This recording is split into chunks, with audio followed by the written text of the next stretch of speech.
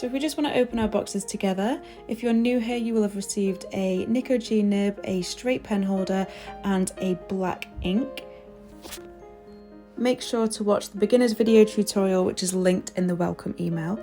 For everybody else, you'll have received a mint ink. It's such a nice ink. Give it a good shake before you use it. Some biscuits. You'll have received a handbook which looks like this. This has been illustrated and written by me. Really proud of this one. I've extended all the pages now to 12 pages. I used to do 8 pages, so yeah, from now on we will have 12-page booklets just to increase my workload, but I think it's so worth it.